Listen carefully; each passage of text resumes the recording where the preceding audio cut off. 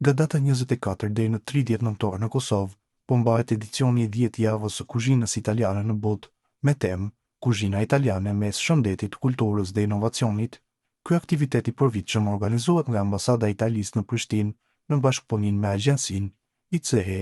në Tiranë,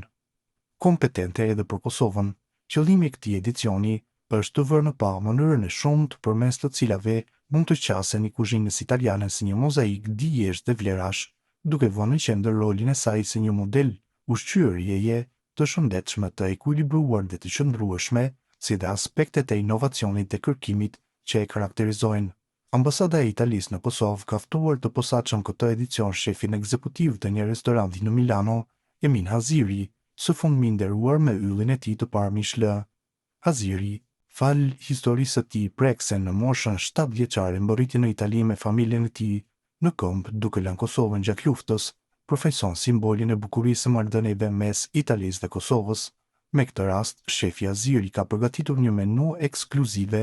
për SCIM25 për darkën nga lagë organizuar nga Ambasada Italiane në Prishtinë, ku në mesin e të ftuarve ishin kryeministri në detyrë i Kosovës Albin Kurti,